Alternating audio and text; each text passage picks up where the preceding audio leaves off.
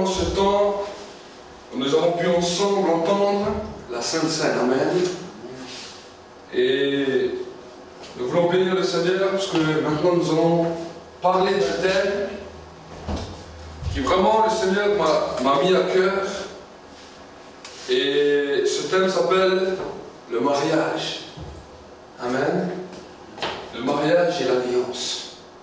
Et c'est pour cela que nous voulons aussi vraiment bénir le Seigneur pour tous ceux qui vont regarder cette vidéo, parce que nous le filmons.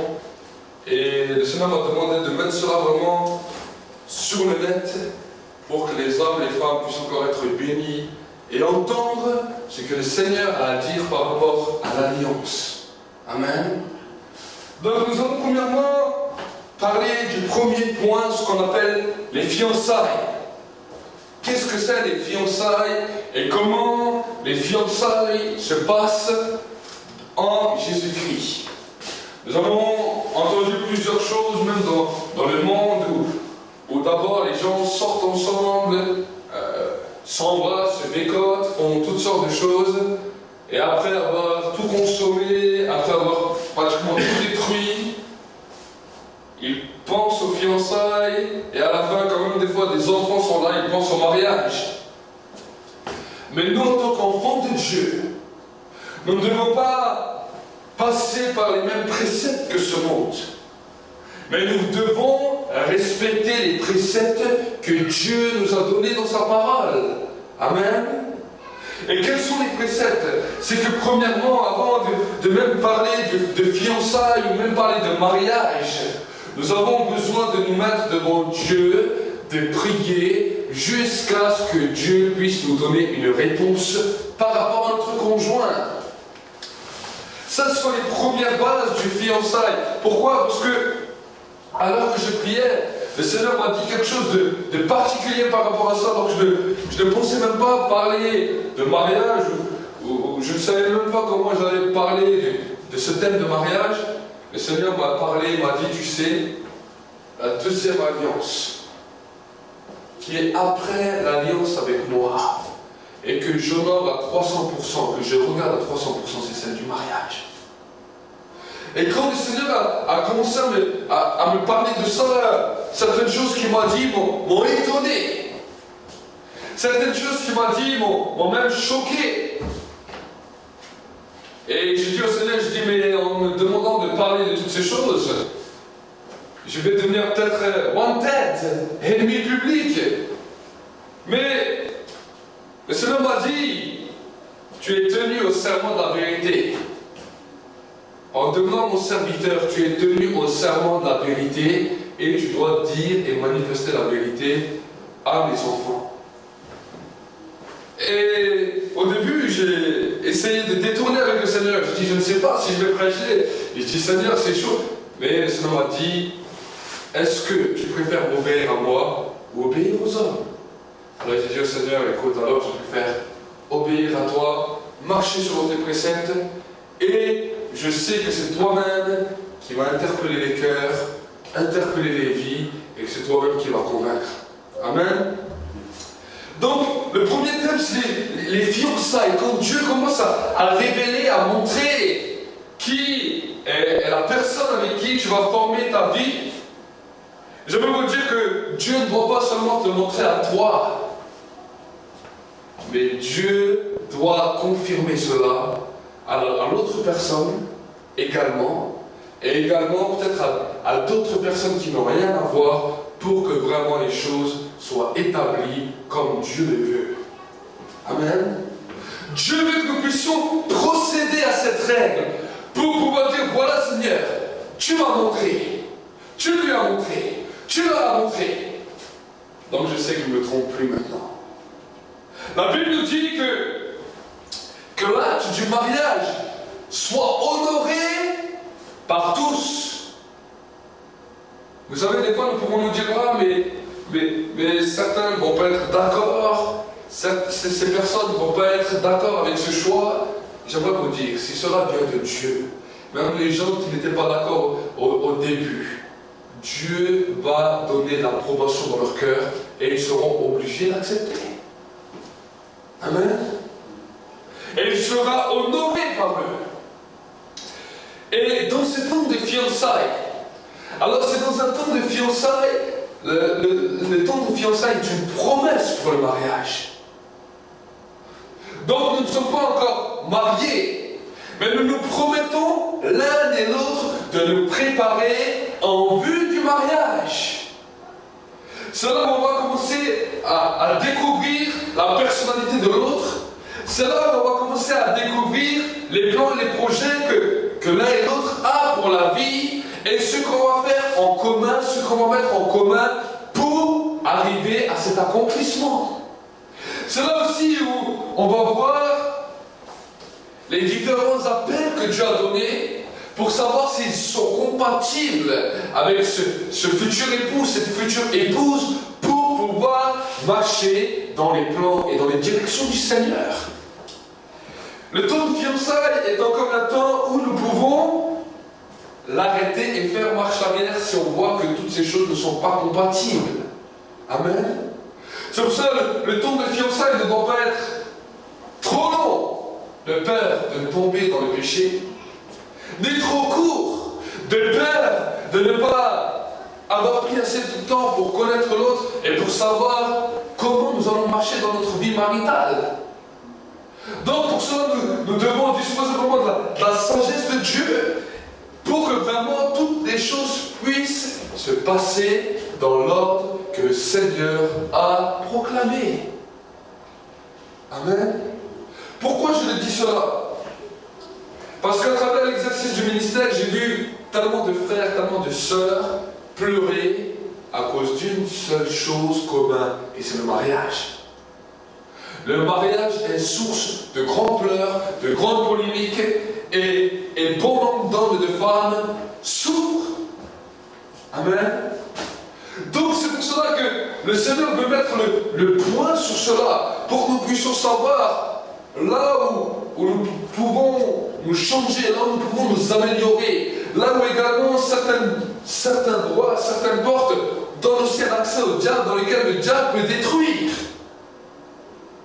Et cette institution du mariage a beaucoup été attaquée. Pourquoi? Parce que le diable sait que si cette institution est tenue ferme dans l'Église, est tenue ferme dans les foyers, est tenue ferme dans les familles, alors le diable ne peut plus rien faire contre. Amen. Nous allons continuer. Donc voilà, nous avons parlé des fiançailles. Donc la fiançaille, c'est une préparation pour le mariage. Nous avons pu voir quelles seront les dispositions pour le mariage, comment le mari voit sa future femme, comment la femme voit son futur mari, pour qu'ensemble on puisse arriver à un même accord, comment ensemble ils vont pouvoir élever les enfants, quelles éducations ils vont donner à leurs enfants, sur quelle base ils vont baser sur le mariage. Tout ça se passe pendant le temps des fiançailles. Et quand toutes ces choses, toutes ces règles ont été élaborées, pensées, où vous avez prié ensemble, où vous avez parlé de toutes ces choses-là ensemble, et que vous êtes mis d'accord, alors à ce moment-là, vous pouvez passer par la deuxième étape qu'on appelle l'étape du mariage. La Bible nous dira, deux hommes, avant de marcher ensemble sur le même chemin, ils ne peuvent pas marcher ensemble s'ils ne se sont pas mis d'accord avant. Donc nous ne pouvons pas organiser ou entrer dans une union de mariage, déclarer un temps de réussite, si avant ce temps de mariage nous ne sommes pas mis d'accord sur tous les points de vue. Amen. Ça, c'est pour cela qu'on appelle cela l'étape de la fiançaille. Et c'est pour cela que la Bible nous dit que quand Joseph, avec Marie, quand il a vu que Marie était enceinte, il s'est fiancé avec elle. Mais la Bible nous dit, vu qu'il était un homme de bien, qu'il ne voulait pas la diffamer en public, il voulait rompre avec elle secrètement. Comme ça, si les gens disent quelque chose, ils disent, bon, il serait quand même fiancé, peut-être qu'il s'est passé quelque chose, elle est enceinte. Mais au moins, il l'a fait discrètement, il n'a pas calomnié. C'était ce que Joseph voulait faire. Mais la Bible nous dit, en voulant faire cela, un ange l'a arrêté. Alors qu'il dormait la nuit, l'ange lui a dit, ne romps pas avec elle. Parce que l'enfant qu'elle a ne vient pas d'un autre homme, mais elle vient du Saint-Esprit. Il est clair, lui, en tant qu'être humain, il devait comprendre. Il n'avait eu aucune relation avec elle, et elle se retrouve enceinte du jour au lendemain, et elle lui dit que ce n'est pas un homme, mais que c'est Dieu qui lui a dit. C'est Dieu qui a insufflé la vie au travers d'elle. En tant qu'être humain, chaque homme serait dit en train de me raconter des bobards. Mais Dieu, dans sa grâce, a convaincu Joseph que l'enfant qu'elle portait ne venait pas d'un autre homme, mais qu'elle était enceinte par la vertu du Saint-Esprit. Et après, il s'est marié avec elle, mais la Bible nous dit qu'il ne l'a pas connue tant qu'elle n'a pas accouché de Jésus. Donc, le point culminant ensuite que nous avons après les fiançailles, c'est ce qu'on appelle l'alliance, le mariage. Donc, qu'est-ce que c'est le mariage? Le mariage est premièrement une alliance, ce sont des vœux qui sont prononcés. C'est également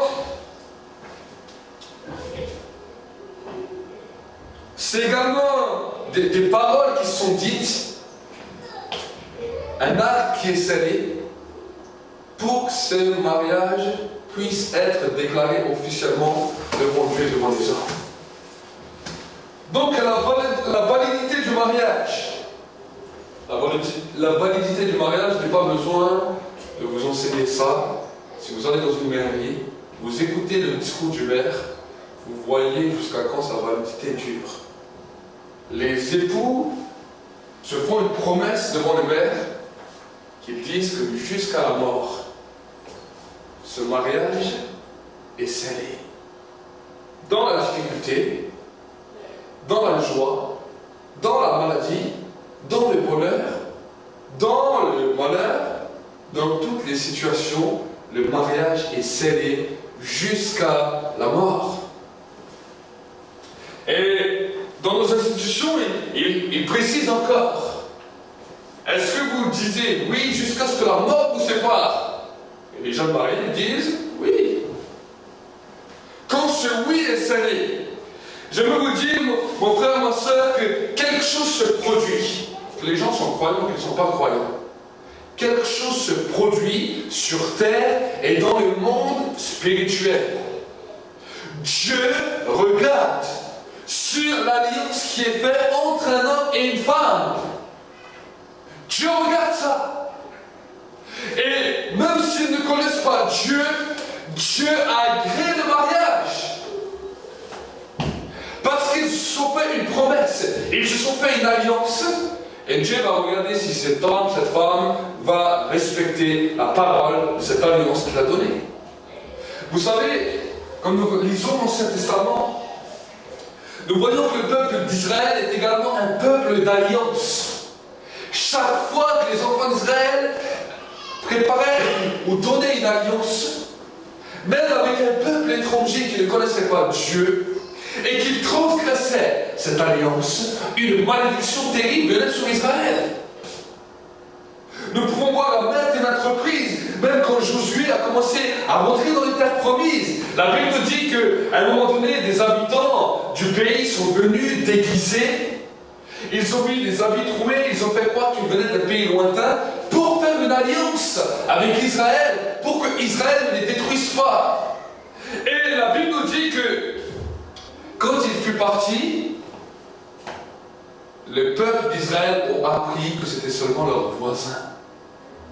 Et quand ils ont appris ça, ils ont commencé à se mettre en colère. Et Josué les a fait revenir, il a dit, pourquoi nous avez-vous trompés en nous disant que vous veniez de loin, alors que vous étiez juste à côté de nous? Maintenant, à cause de cette alliance, nous ne pouvons plus vous détruire. Mais parce qu'on ne peut pas vous détruire, vous êtes obligés d'être assujettis à nous, parce que vous nous aurez fait une alliance.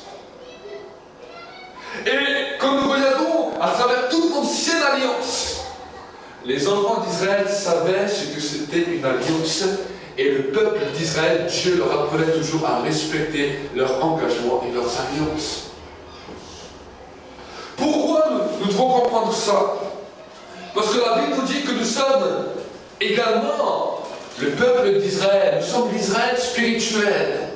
Et nous avons un Dieu qui a traité avec nous une alliance. Ce que nous avons fait avant, c'était l'alliance de la Sainte Seine.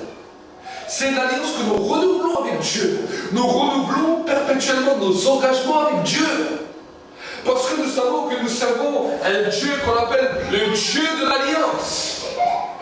Et quand nous commençons à saisir cette réalité, nous commençons à voir comment Dieu agit. Le mariage est toujours constitué d'un homme et d'une femme, et j'aime bien le rappeler. Parce qu'aujourd'hui, on pourra nous dire, ah, mais c'est super ce que vous nous dites. Nous sommes homosexuels et nous sommes ensemble. Nous sommes mariés. Donc nous sommes mariés jusqu'à la mort. Mais la Bible nous dit que la pratique de l'homosexualité est une chose horrible aux yeux de Dieu. Est une chose que Dieu n'admet pas. Regardez, nous allons lire ensemble ce que la Bible nous dit dans le livre de Lévitique 6 à 24. Et vous allez voir ensemble ce que la parole de Dieu nous dit.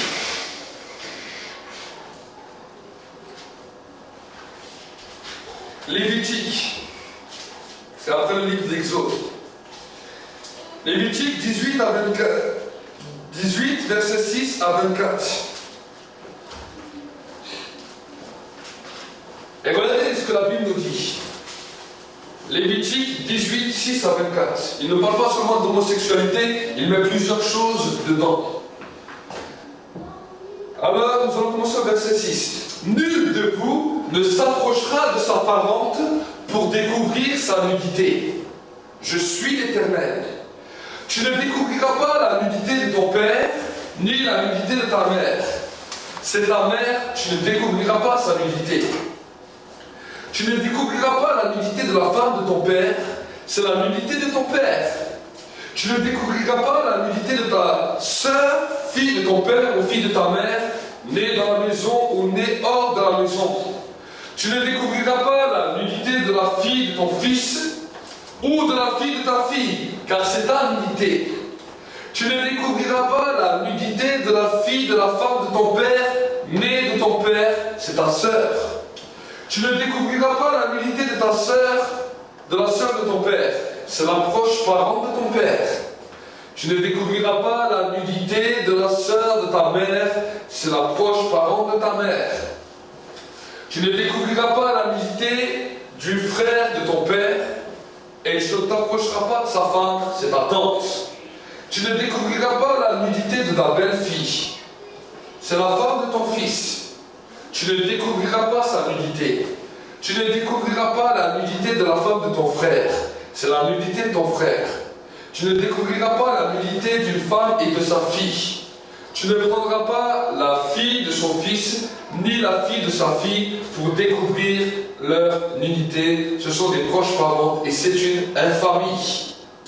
Tu ne prendras pas la sœur de ta femme pour exciter une rivalité en découvrant sa rivalité à côté de ta femme pendant sa vie. Tu ne t'approcheras pas d'une femme pendant l'indisposition menstruelle qui la rend impure pour découvrir sa nudité. Tu n'auras pas de rapport sexuel avec la femme de ton prochain pour te souiller avec elle.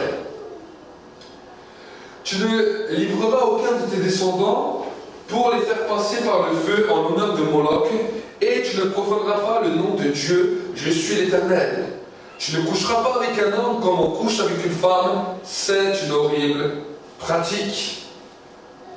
Tu n'auras pas de rapport sexuel avec aucune bête pour te souiller avec elle.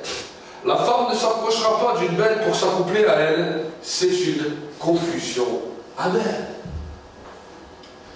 Nous avons dans ce verset différentes choses que le Seigneur a données. Oui, peut-être nous pouvons dire, oh mes frères, nous ne vivons plus sous la loi, nous vivons sous la grâce. Oui, mon frère, ma soeur, nous vivons sous la grâce. Mais je veux vous dire que quand nous pratiquons de telles choses, qui est mentionné dans le livre de Lévitique 18, la Bible nous dit que nous ouvrons une porte pour le diable, dans laquelle le diable vient nous détruire. Et quand nous commençons à voir toutes ces choses que Dieu nous a demandé de respecter, ce n'est pas seulement pour faire joli, mais c'est pour que nous puissions toujours plus grandir près de lui et nous avancer toujours plus proche de lui. Amen. Donc ce sont des pratiques que le Seigneur nous demande vraiment de respecter, de mettre en pratique, parce que ça, ce sont des choses que nous pouvons vivre tous les jours. Aujourd'hui, nous entendons à travers la télé, à travers les informations, à travers toutes sortes de choses, que notre État même veut rendre les gens totalement fous. Les gens n'hésitent plus à être avec leur... J'ai entendu des hommes qui étaient avec leurs filles, des filles qui étaient avec leurs parents, des choses terribles qui se passent à travers tout le pays. Nous voyons que chaque mouvement veut montrer sa propre légalisation. Et je peux vous dire qu'il y a quelques années en arrière, les homosexuels avaient commencé de la même manière. Ils voulaient commencer à se montrer, commencer à légaliser. Regardez, des années plus tard, ils ont légalisé ça normalement. Et je vais vous dire que les autres groupes qui suivent de tout ce qu'on a parlé, ils vont également essayer de vouloir se montrer, d'essayer de faire des choses pour qu'après ils vont être reconnus. Si l'humanité continue dans 1000 ans et que Dieu n'intervient pas avant, ça ne m'étonne pas que dans peut-être 1000 ans ou dans 10 000 ans, si l'humanité continue comme elle est en train, un jour un homme dira je vais me marier avec mon toutou ou je vais me marier avec un chat ou avec un cheval. Peut-être qu'aujourd'hui ça peut faire rire. On dit mais non, mais les hommes ne sont pas comme ça. Mais quand nous voyons l'état actuel des choses comme c'est en train de se développer, j'aimerais vous dire que ça ne m'étonnera pas. Et c'est pour cela que la vérité doit être dite pour que ces choses s'arrêtent et pour que Dieu mette un point d'honneur à toutes ces choses. Ce sont, la Bible nous dit, des pratiques horribles. Amen. Amen.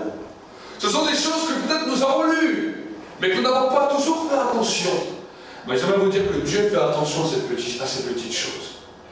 Combien de fois on a entendu qu'il y a eu des relations adultères dans même certaines familles. Des neveux qui sont avec des tantes, ou des tantes qui sont avec des neveux, ou des tontons qui sont avec leurs nièces. Souvent nous avons entendu ces choses-là. Mais malheureusement, des fois l'Église reste silencieuse par rapport à tout ça. On ne parle plus de ces vérités. Alors que la Bible nous dit que Dieu regarde sur ces petits détails, parce que ces petits détails sont en train de détruire l'humanité. Ils sont en train de détruire l'humanité. Quand on nous parle de zoophilie, on dit aujourd'hui les hommes sont devenus fous. Mais la Bible nous en parle. Et la Bible nous dit que c'est à cause de ces pratiques-là que les nations ont été dépossédées devant lui. Certaines nations ont été détruites devant lui à cause de toutes ces pratiques. Amen. Quand nous regardons tout cela, nous voyons même, regardez ce qu'il nous dira dans le verset 19. Quelque chose que des fois, beaucoup d'hommes et de femmes, quand je leur parle de ça, ils ne prennent même pas attention. Il dira, regarde, dans le verset 19, il nous dira, tu ne t'approcheras pas d'une femme pendant son indisposition menstruelle qui la rend impure pour découvrir sa nudité. Des actes comme ça, mon frère, ma soeur. Le Seigneur te dit que toi, je dois t'en passer en tant qu'être chrétien. Quand nous commençons à comprendre ces choses-là, alors on commence à savoir qui est Dieu et comment le respecter. Amen.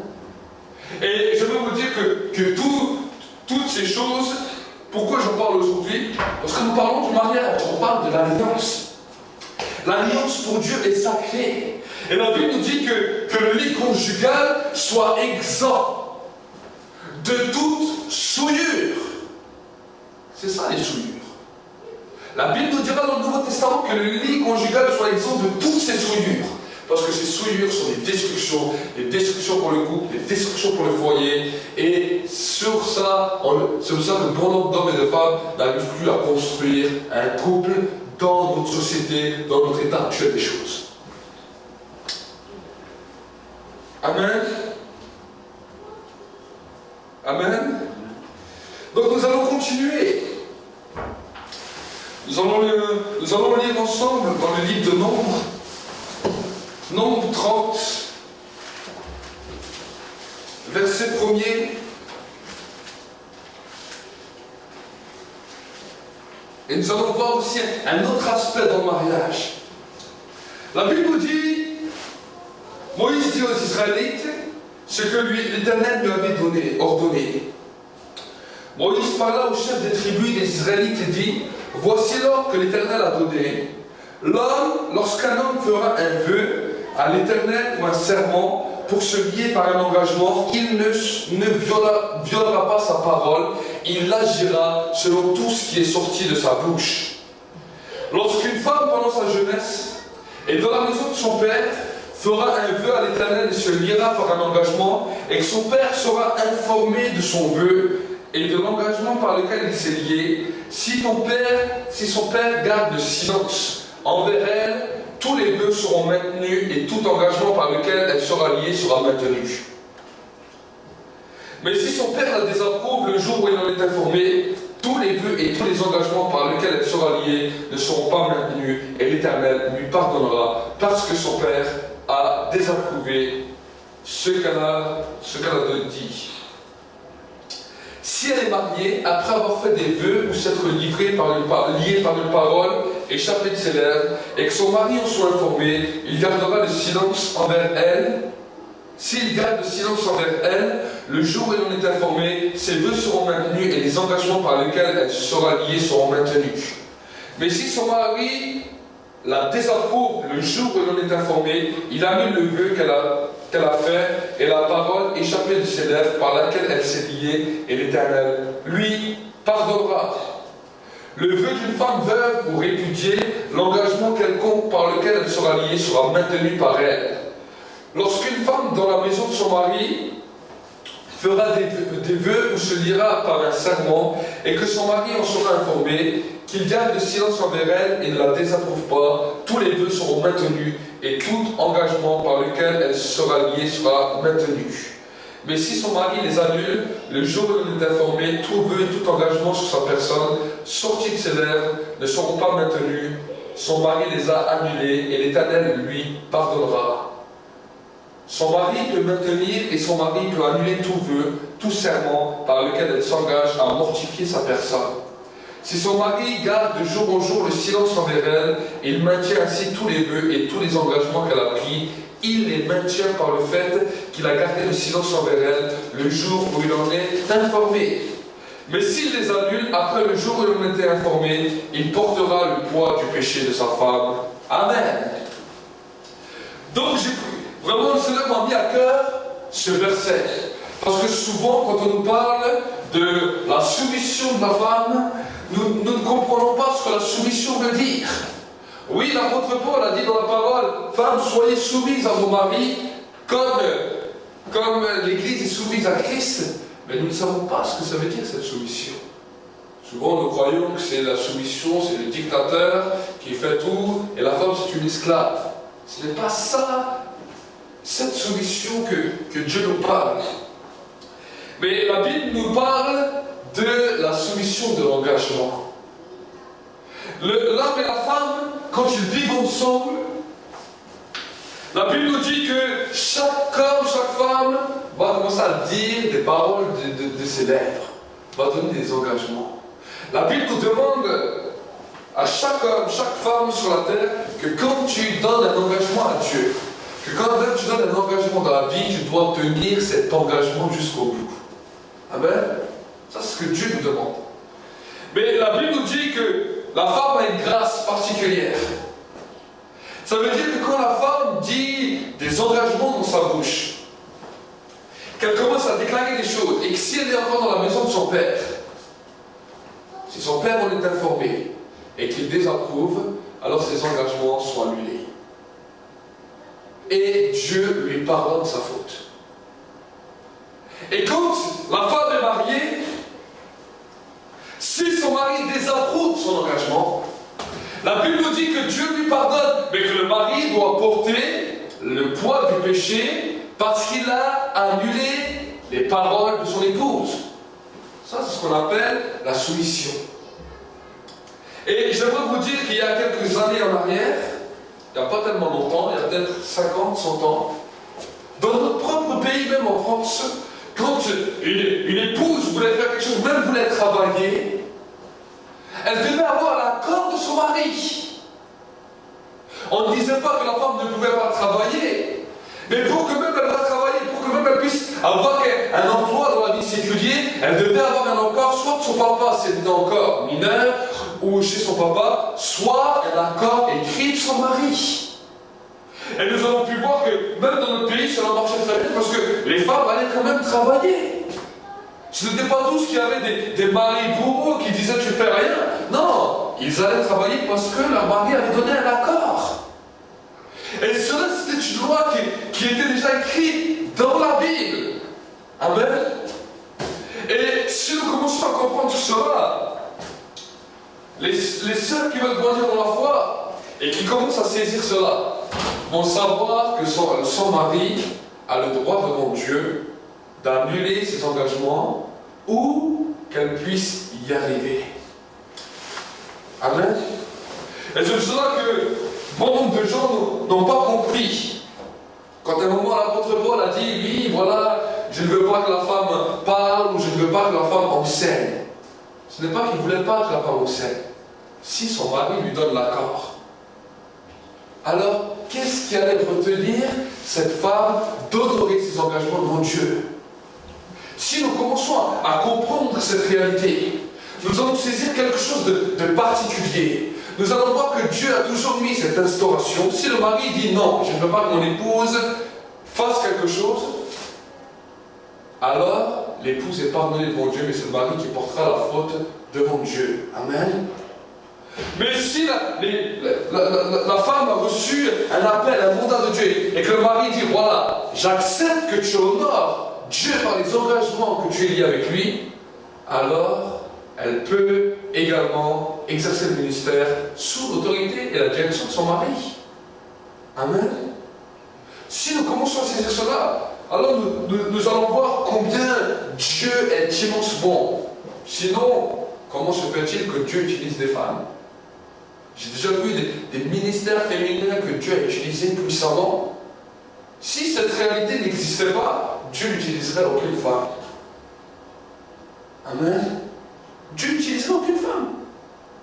Si lui-même aurait déclaré cette loi, aucune femme ne serait utilisée pour rien. La femme serait juste venue dans l'église, elle serait ni utilisée dans les intercessions, elle serait ni utilisée des fois dans les paroles, elle serait ni même utilisée dans la prédication, ni même dans la guérison, ni dans rien. Mais pourtant Dieu est venu défier notre raisonnement. Et l'apôtre Paul, quand il a dit cette parole, il savait. Pourquoi il a dit cette parole? Parce qu'avant ce temps, la femme n'avait pas le droit de venir dans le lieu de culte. Mais à partir de ce temps-là, l'apôtre Paul a fait venir la femme, a fait entrer les femmes dans les lieux de culte. Et à l'époque, pour les hommes, c'était, avec leur mentalité macho, c'était un choc. Des femmes qui viennent dans le même lieu pour adorer. Et les hommes peut-être en parlaient ensemble, ils ont dit, on espère que maintenant elles ne vont pas commencer à nous enseigner ou à nous diriger, comme des enfants. Hein, et cette mentalité, on l'a vu souvent. Quand des fois les femmes commençaient à dire trop les choses, les hommes tout de suite, ils commencent à s'énerver. Mais je ne suis pas un enfant, tu n'es pas ma mère. Souvent nous avons vu ces choses-là. Et je suis sûr qu'à l'époque, ça a dû se passer comme ça. Et que l'apôtre Paul, quand il voyait que ça commençait à chauffer, pour les calmer, il a dit, bon, écoutez, je ne permets pas à la femme d'enseigner. Ce n'était pas Dieu qui l'a dit. C'était lui qui l'a dit. Pourquoi? Parce qu'il savait la mentalité déjà des hommes de l'époque. Et je vais vous dire que jusqu'à aujourd'hui, cette mentalité n'a pas changé. Des fois même quand je parle de cela avec certains ministères, ils sont très vite enflammés sur la question. Je parlais un jour avec un pasteur qui me disait, ah, moi, pour moi, aucune femme ne doit parler, la femme doit se taire dans l'église. Et c'est un ami pasteur. Je lui dis, mes frères, je ne partage pas forcément cette opinion. Parce que la Bible nous dit qu'un jour dans le ciel, il n'y aura ni homme ni femme. Mais nous serons tous semblables à des anges. Amen. Ça, c'est ce que la Bible nous dit. Mais pour parler de la soumission, position, voilà, c'est cela. Et comment nous pouvons aimer nos épouses, nous en tant que mari? C'est quand elles ont fait un vœu devant Dieu. L'amour que nous allons leur montrer, c'est de les laisser engager ce vœu qu'elles ont fait avec Dieu jusqu'à l'aboutissement. C'est ça quand la Bible nous dit, Marie, aime vos femmes comme Christ a aimé l'Église. Christ a aimé l'Église. Et quand l'Église donne une parole, un engagement avec Dieu, Christ laisse que l'Église puisse honorer cet engagement. Et nous, en tant que mari, c'est cette position que nous allons prendre. Nous allons aimer notre épouse. Et nous allons l'encourager, l'aider à accomplir les engagements qu'elles ont reçus de la part de Dieu. Combien de fois j'ai vu des sœurs qui étaient frustrées parce qu'elles ne pouvaient plus avancer, parce qu'elles n'avaient pas compris ces règles-là. Leur mari avait décidé non, c'est comme ça, et ces sœurs tout d'un coup étaient frustrées, bloquées, et ne pouvaient plus avancer. Certains m'ont même dit, mais qu'est-ce que je fais avec un tel mari qui ne veut pas avancer spirituellement et qui m'empêche d'avancer? Mais la Bible nous dit et nous redit, mon père périt parce qu'il lui manque la connaissance. Si nous commençons à comprendre ces principes que Dieu nous a donnés, nous allons voir que petit à petit, nous allons grandir et nous allons accomplir la volonté parfaite de Dieu dans nos vies. Amen. Souvent on dit, ah Seigneur, on veut voir ta volonté dans nos vies. Oui, mais il y a des fois certaines choses, pour que la volonté de Dieu se manifeste, Dieu attend de nous que nous faisions des choix, que nous prenions des décisions, que nous faisions des choses pour que ces plans avancent.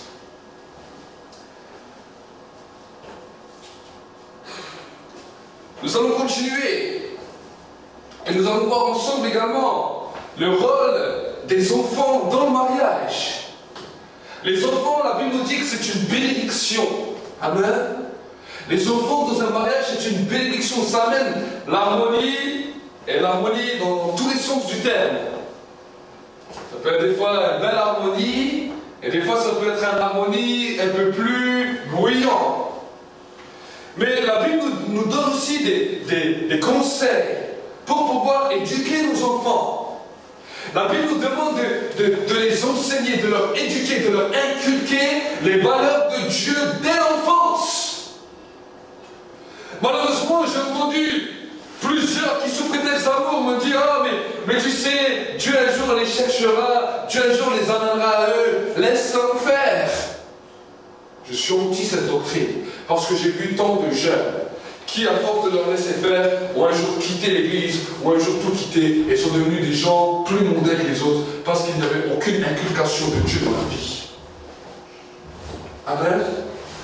Un enfant va grandir, et va évoluer selon les valeurs que tu lui inculques. Et je veux vous dire que quand Dieu nous fait la grâce d'avoir des enfants, ce n'est pas pour que nous leur laissons inculquer toutes les bêtises que ce monde leur donne. C'est à nous de savoir, bien sûr, les aimer, leur montrer notre amour, mais également les corriger et leur inculquer c'est quoi les valeurs de Dieu. Peut-être cela semble dur, oui, mais Dieu, quand il est avec nous, il est rempli d'amour, mais il a des règles strictes que nous devons respecter. Et si nous voulons avancer avec lui, nous allons honorer ces règles. Je veux vous dire que Dieu, des fois, à mes enfants, je leur disais des choses des fois qui semblaient être dures, que sur leur principe, ça avait l'air d'être dur.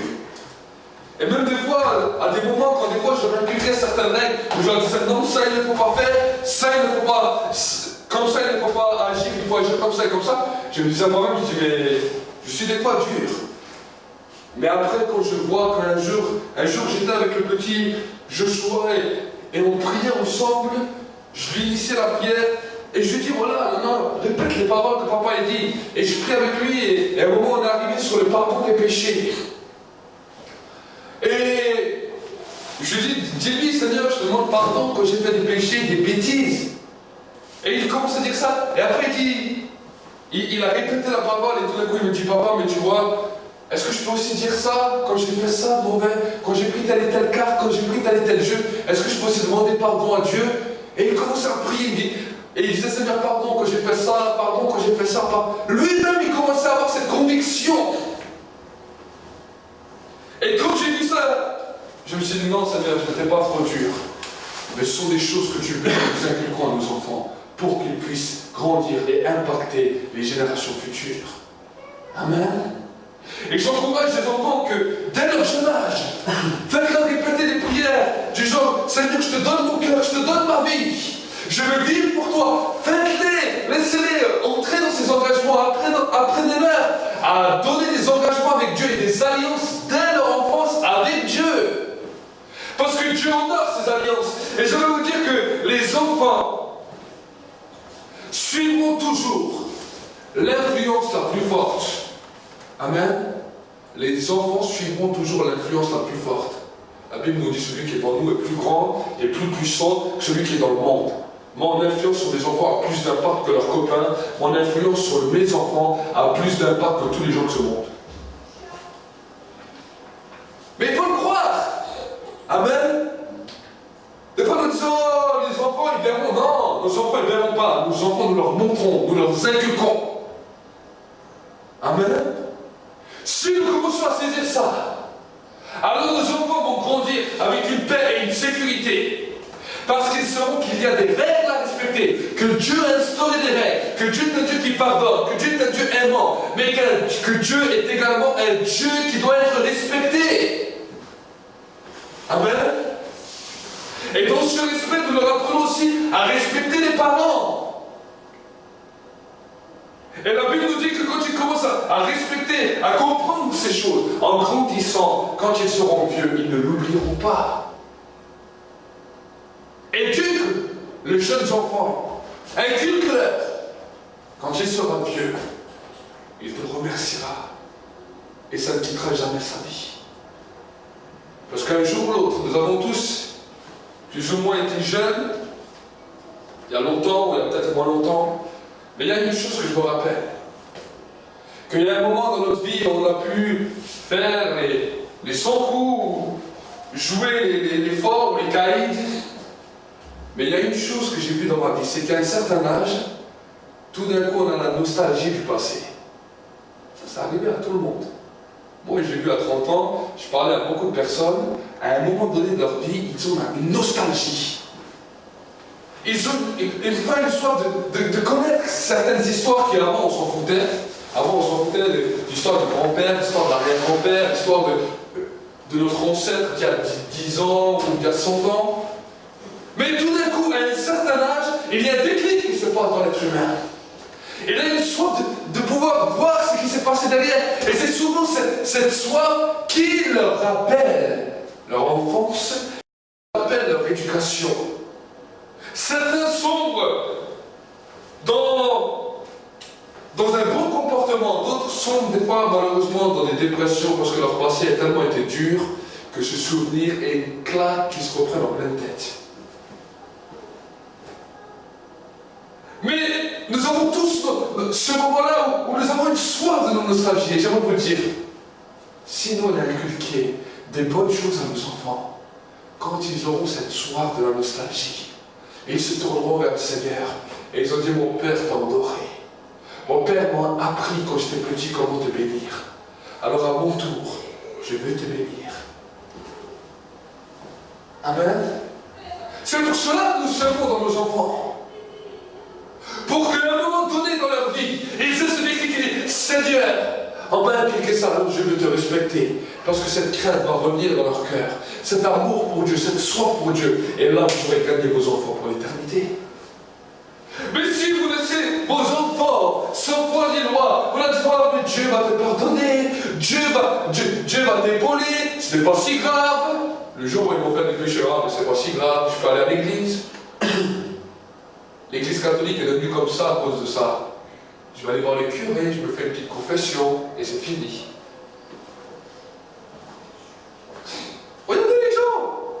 Quand ils ont de gros sur la patate, voilà, je vais voir le curé, je prends un petit peu d'hostie, et j'ai fini! Malheureusement, dans le milieu évangélique, ça commence pareil. Je me fais le baptême, je fais une petite mise en règle. Oh, je fais une petite prière tous les soirs, le Seigneur m'a aimé, je vais au paradis. Et nous voyons nos jeunes qui sont plus dévergondés que les gens du dehors. Amen. Ça, c'est pour l'éducation des enfants. Inculquez à vos enfants. Ne vous dites pas, je suis Dieu. J'ai lui, si je le fais, c'est pour ton bien. Je t'inculque des règles. Il y a des choses à faire et des choses à ne pas faire. Moi, je le dis des fois clairement, même à mes enfants, quand ils sont devant la télé, il y a des choses que vous pouvez regarder, il y a des choses que je vous interdis carrément de regarder. Même s'il me dit que tu es méchant, je dis ok, je suis méchant, mais c'est pour ton bien. Et à force de l'inculquer, il y a des moments où il y a des choses qui ne sont pas bien. Des fois, je rigole, parce que même des fois, je vais au magasin, ou je vais dans certains endroits, les petits eux-mêmes disent aux gens, ça c'est pas bien, ça c'est... Des fois, ils disent ça c'est des choses démoniaques. Et les gens, ils regardent avec des grands yeux. Certains jouets, certaines choses. Mais pourquoi? Parce qu'il y a une inculcation, il y a un ordre qui est là derrière. Et je vois que l'influence qu'on peut exercer sur la vie de nos enfants à cause du Saint-Esprit est plus grande et plus puissante que l'influence qui est dans le monde. Mais ça, il faut en être conscient. Amen. Nous voulons enseigner les autres, hein? Nous voulons enseigner tous nos frères et nos sœurs. Mais si on n'arrive pas à enseigner les gens de notre propre famille, qui en vont enseigner? Si on ne peut pas inculquer cela à nos propres enfants, qui c'est que tu vas inculquer? Amen. C'est pour cela quand l'apôtre Paul parlera des responsables d'église, il dira d'abord qu'il sait bien tenir sa propre maison, qu'il sait bien tenir ses propres enfants, qu'il a réussi à leur inculquer cela. Alors à ce moment-là, il peut être un bon responsable. Ah, c'est des choses qu'on n'aime pas forcément entendre. On dit, oh mais t'inquiète frère. Il y a un ami pasteur que un jour quand il m'a dit cela, j'ai énormément apprécié. Il travaille dans le ministère et il capotait plusieurs églises. Et un jour son fils, quand il avait un certain âge, quand il était adolescent, a claqué, on va dire, la porte de l'église et aller dans le monde. Et ce pasteur, au lieu de laisser cela comme ça, en tant que pasteur, il a dit, il a prié, il a pris un temps de jeûne, un temps de prière. Et il a dit à son fils, si toi tu quittes l'église, moi je vais laisser tout mon ministère pastoral pour prier jusqu'à ce que tu reviennes. Je ne reprendrai que quand tu es venu.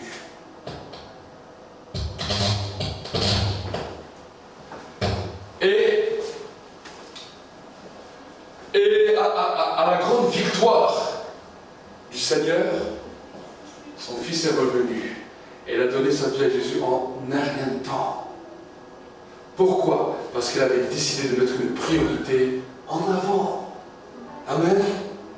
Amen. Et je veux vous dire que cette priorité, nous allons y être confrontés tous les jours de nos vies. Et quand nous avons planté ces graines, inculqué ces graines, alors nous allons toujours être là pour continuer que cette graine puisse grandir. Amen. Certains, des fois, sont venus et m'ont dit, ah, mais toi, tu as eu une belle expérience, toi, tu t'es bien converti. Mais qui te dit que tes enfants vont être convertis? Je dis, j'arrête tout de suite tes paroles. La Bible nous dit que si toi, tu te convertis, toi et toute ta famille sera convertie. Et je dis à mes enfants, ce n'est pas une malédiction que je leur donne, c'est une bénédiction. Et la Bible nous dit que la bénédiction influera 1000 de mes générations. Amen. Vous savez, le diable vient toujours de manière sinueuse.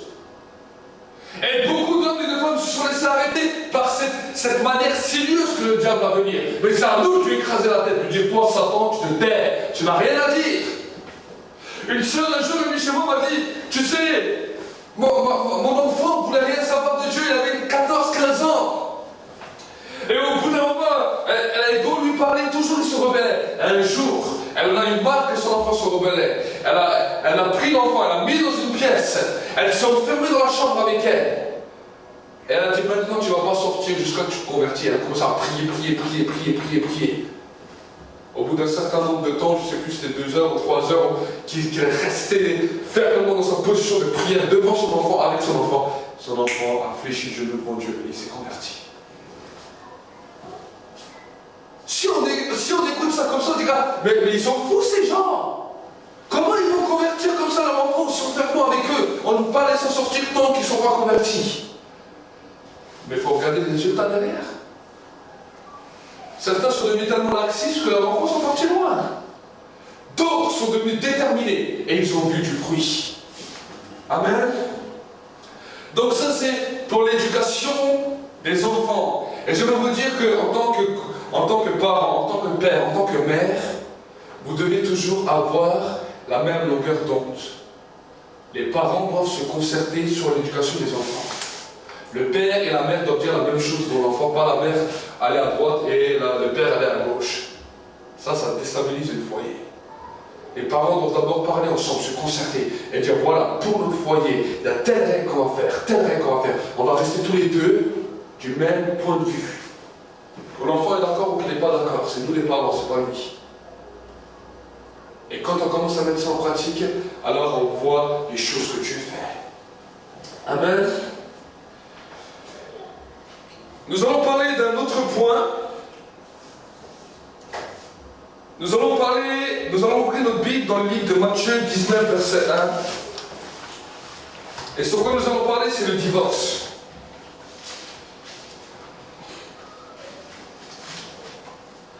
La Bible nous dit quelque chose de particulier. Lorsque Jésus eut achevé ses discours, il partit de la Galilée et se rendit aux confins de Judée, au-delà du Jourdain. De grandes foules le suivèrent, et là il les guérit. Les pharisiens l'abordèrent et dirent pour l'éprouver, est-il permis à un homme de répudier sa femme pour n'importe quel motif? Il répondit, n'avez-vous pas lu ce que le Créateur au commencement fit, l'homme et la femme? Et qu'il dit, c'est pourquoi l'homme quittera son père et sa mère, s'attachera à sa femme, les deux deviendront une seule chair. Ainsi ils ne sont plus deux, mais une seule chair. Que l'homme ne sépare donc pas ce que Dieu a uni.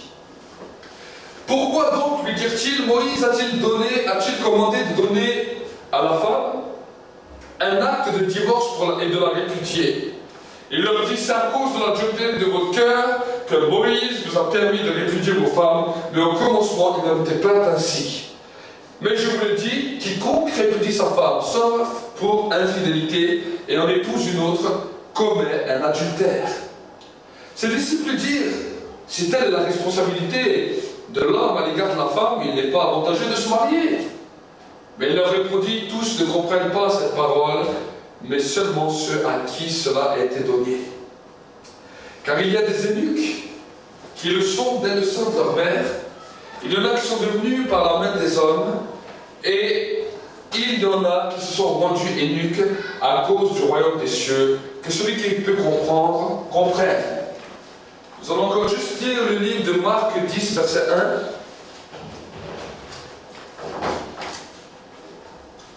1. La Bible nous dit, c'est la même histoire, seulement par un autre acteur, par un autre écrivain.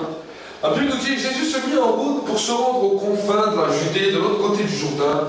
Les foules s'assemblèrent de nouveau près de lui, et selon sa coutume, une fois de plus, il enseignait. Les pharisiens l'abordèrent, et pour l'éprouver, lui demandèrent s'il est permis à un homme de répudier sa femme. Il répondit, que vous a commandé Moïse? Moïse, dit-il, a permis d'écrire un acte de divorce et de répudier sa femme. Jésus leur dit, c'est à cause de la dureté de votre cœur que Moïse a écrit pour vous ce commandement. Mais au commencement de la création, Dieu fit l'homme et la femme. C'est pourquoi l'homme quittera son père, sa mère, s'attachera à sa femme, et les deux époux deviendront une seule chair. Ainsi, ils ne sont plus deux, mais une seule chair. Que l'homme ne sépare donc pas ce que Dieu a uni. Lorsqu'ils furent dans la maison, les disciples questionnèrent à nouveau sur ce sujet. Il leur dit, quiconque répudie sa femme et en épouse une autre commet un adultère envers la première. Et si une femme répudie son mari et en épouse un autre, elle commet un adultère. Amen. La Bible nous dira que pour l'homme et pour la femme, si on épouse un autre ou une autre, devant le Seigneur, la Bible nous dit que c'est un adultère. Et la Bible nous dit que le divorce est permis dans un seul cas, quand il y a eu répudiation adultère. Mais la Bible nous dit que le divorce est permis, oui. Mais le remariage, la Bible nous dit que le remariage n'est pas permis. Même si la personne a souffert à cause de l'autre, la Bible nous dit que le mariage, le remariage est strictement interdit. Il est réservé dans un seul cas.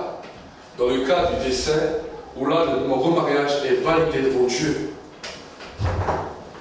Et la Bible, c'est pour cela, Jésus nous dit quelque chose de particulier. Regardez ce qu'il nous dit. À un moment, ses disciples, quand ils entendaient une telle parole, se sont posés la question, ils ont dit, mais Seigneur, si telle est la responsabilité à l'égard de l'homme ou de la femme, il n'est pas avantageux de se marier. Et Jésus leur dit, tous ne comprennent pas cette parole. Mais seulement ceux à qui cela est donné. Après, il explique, il y a des eunuques qui le sont dans le sein de leur mère, il y en a qui sont devenus par la main des hommes, et il y en a qui se sont rendus eunuques à cause du royaume des cieux. Amen. Donc qu'est-ce que c'est un eunuque? Un eunuque, c'est une personne qui est seule. On parle qui n'a pas de compagnon, qui est célibataire, si vous préférez. Ça, c'est ce qu'on appelle un eunuque. Et la Bible nous dit que des eunuques, il y a 3 sortes d'eunuques.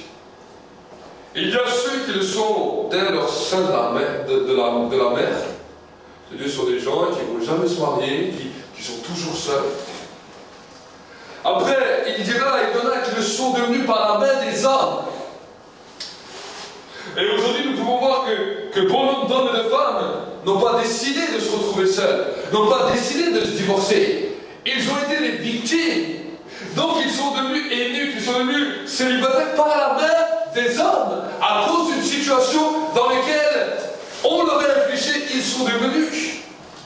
Et la Bible nous dit, et il y en a un 3e groupe, qui sont devenus à cause du royaume du ciel. Et souvent quand je disais ce verset, je n'avais pas plus compris que ça. Mais le Seigneur a commencé à me parler par rapport à cela, et quand il a commencé à me parler par rapport à cela, au début c'était quelque chose que je n'arrivais pas bien à saisir, bien à comprendre. Il m'a dit, les eunuques qui sont rendus pour le royaume du ciel, ce sont les hommes et les femmes qui sont rentrés dans cette position de péché ou d'adultère, qui ont divorcé, qui sont rentrés dans cette position d'adultère, mais pour ensuite plaire à Dieu. Parce qu'ils ont compris que plaire à Dieu était au-delà de ce qu'ils pouvaient penser ou imaginer, se sont séparés de cette relation adultère. Et sont devenus eunuques à cause du royaume de Dieu. C'est pour cela que Jésus a dit que certains, si ton œil est pour toi une occasion de chute, arrache-le et jette-le loin de toi. Car il vaut mieux entrer bord dans le royaume des cieux que d'avoir les 2 yeux et d'être jeté dans la géhenne, là où il y a des pleurs, des grincements de dents. Si ta main est une occasion de chute, coupe-la. Si ton pied est une occasion de chute, coupe-le. Car il vaut mieux entrer pour toi avec un seul membre en moins dans le royaume des cieux que d'avoir tous tes membres et d'être jeté dans la géhenne, là où il y a des pleurs, des grincements de dents. Et quand le Seigneur a commencé à me parler de cela, je lui ai posé quelques questions. Et ces questions m'ont, sur le coup, choqué de ce que le Seigneur mettait à la lumière certaines choses que jusqu'alors, moi-même, je n'avais pas vu, que jusqu'alors, moi-même, on ne m'avait jamais dit, et que moi-même, je ne comprenais pas. Parce que souvent, quand nous prenons les versets de l'apôtre Paul, qui dit, voilà, si la personne n'est pas croyante et qu'elle se sépare de toi, alors à ce moment-là, tu es libre et tu n'as pas besoin, tu n'es pas lié à cette personne, et le Seigneur va peut-être te donner d'autres personnes, et il y a beaucoup de paroles comme ça. Mais quand j'ai commencé à lire cela, le Seigneur m'a dit, Paul a fait la même chose que Moïse. À cause de la dureté du cœur de l'Église, il leur a dit cette phrase. Mais cette phrase ne venait pas, ce n'est pas Dieu lui-même qui a instauré cette phrase, parce que Jésus lui-même avait déjà parlé par rapport au divorce. Jésus lui-même avait déjà parlé par rapport aux relations que lui appelait adultères. Et que je commence à comprendre cela, je dis, merci Seigneur pour cette révélation, mais nous devons commencer à comprendre et à écouter. Et je lui dis, mais Seigneur, que faire pour les personnes qui se retrouvent dans une telle situation? Peut-être qu'ils se retrouvent dans un deuxième mariage. Peut-être qu'ils se retrouvent dans une situation qui est difficile. Le Seigneur m'a dit, voilà ce que le Seigneur m'a dit. Il m'a dit, s'ils m'aiment, ils vont me montrer qu'ils vont pouvoir se séparer de ces relations qui les éloignent de moi. S'ils m'aiment. Et je dis, mais Seigneur, s'il y a une personne qui s'est mariée avec une personne qui était déjà divorcée, mais que lui n'a jamais été marié, qu'adviendra-t-il de cette personne? Il m'a dit, pour cette personne, elle devra se séparer, mais à cause de la conséquence de son péché, elle devra rester toute sa vie célibataire. Et je lui ai dit, mais Seigneur, que dire pour les autres personnes qui sont divorcées et qui peut-être leur premier conjoint, leur premier conjointe vivent encore?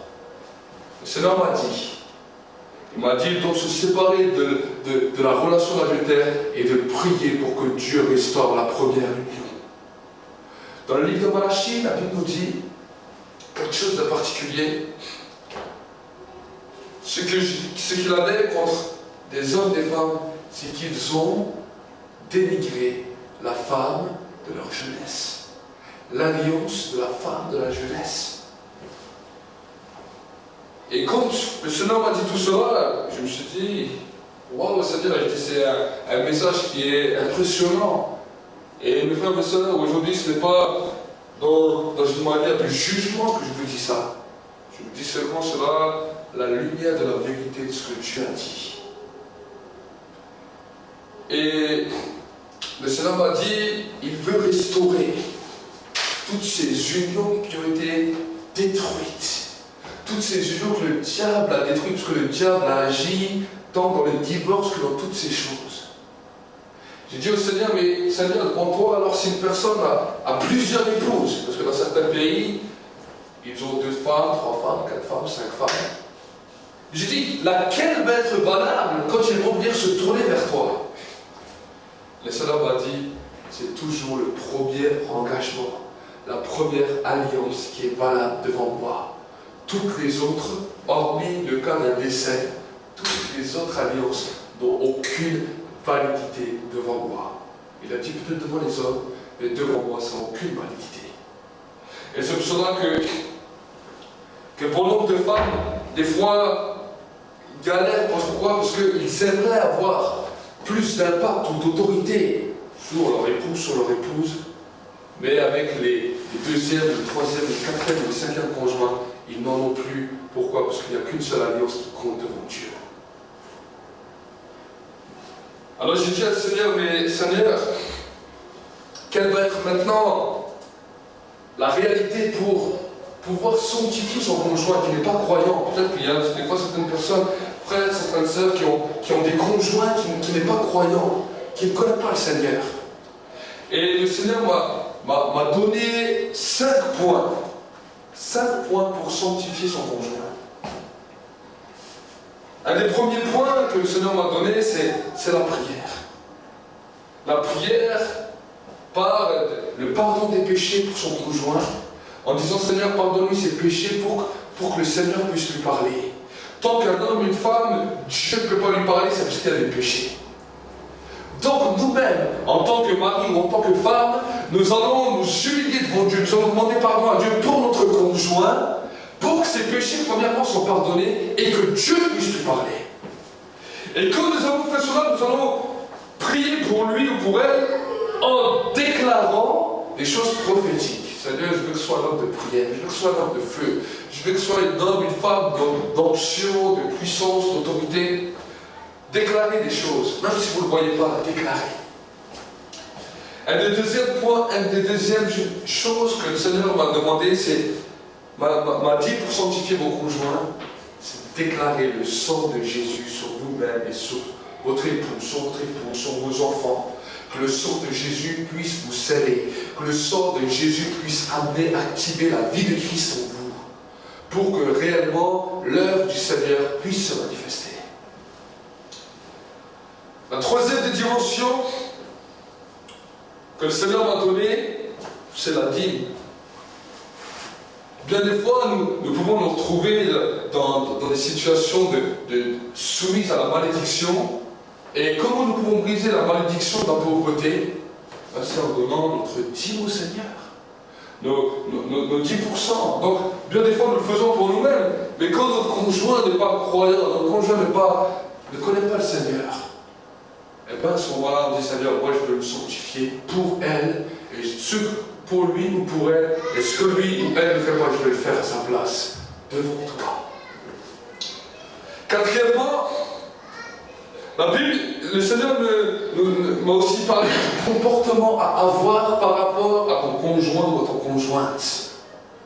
Que la Bible nous dit que nous devons avoir un comportement de paix, même si l'autre n'est pas forcément en paix avec nous. Nous devons manifester la paix, manifester la bonté, l'amour de Dieu, comme Dieu le manifeste à notre égard. Sachant que notre conjoint ou notre conjointe n'est pas notre enfant, mais il est notre moitié. Amen. Notre conjoint ou notre conjointe n'est pas notre enfant, il est seulement notre moitié. Et le cinquième point, le Seigneur m'a dit le don de sa personne dans les relations même intimes, dans les relations proches. Pourquoi? Parce que j'ai entendu bon nombre de croyants, de croyantes, même des prédications qui disaient si ton conjoint n'est pas chrétien, tu ne dois plus avoir aucune relation intime ou relation sexuelle avec. Alors que la Bible nous dit que c'est faux. La Bible nous dit le croyant sanctifie celui qui est non-croyant. Donc, les relations alors sont pures devant Dieu. Pourquoi? Parce que Dieu ne regarde pas à tout ce qui se passe autour. Dieu regarde à l'alliance. Tu as contracté une alliance avec cet homme, tu as contracté une alliance avec cette femme. Et Dieu veut que cette alliance soit maintenue. Le Seigneur m'a dit, la seule chose pour laquelle je demanderai compte à chaque homme, chaque femme, qu'il soit croyant ou non, c'est l'alliance du mariage qu'il a contracté. Parce que, en voyant cela, je peux voir si les hommes sont fidèles à leurs paroles ou s'ils ne sont pas fidèles.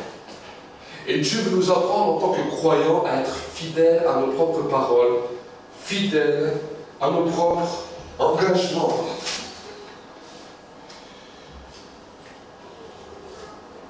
Alors, mon frère, ma soeur, aujourd'hui, je vais vous mettre devant une réflexion. Pour moi-même, je ne peux pas donner ni de jugement, ni de condamnation.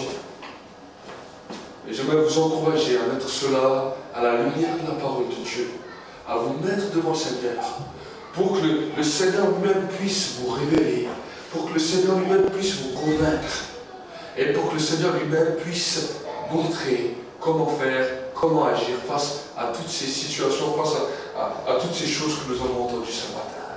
Nous allons prier ensemble.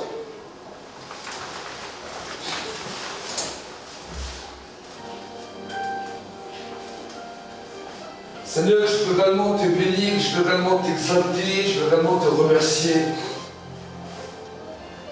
Seigneur, j'ai apporté ta parole avec mes simples mots. Comme tu m'as parlé, Seigneur, mon Dieu, mon roi, j'ai essayé de transcrire au mieux les choses que tu m'as données et que tu m'as parlé et que tu m'as révélées. Et Seigneur, je te remets chaque frère, chaque sœur, soit dans l'église, soit sur le net, qui regarde cette vidéo. Et je te demande, Seigneur, mon Dieu, mon roi, que c'est toi qui communique ta sagesse, ta force et ta grâce. Seigneur, que ces paroles puissent, Seigneur, produire ton effet que toi tu veux. Que c'est toi, Seigneur, mon Dieu, mon roi, qui puisse amener, Seigneur, un vent de réveil, un vent, Seigneur, de sainteté, un vent de vérité dans chaque cœur, dans chaque conscience. Seigneur, en marchant avec toi, j'ai réalisé quelque chose de particulier. C'est que toi, tu es un Dieu qui ne ment pas. Chaque fois, tu as été constant. Et chaque fois, tu as parlé un langage vrai. Même si la vérité, des fois, était dure. Même si la vérité, Seigneur, mon Dieu, mon roi, était des fois dure à entendre. Tu ne m'as jamais menti.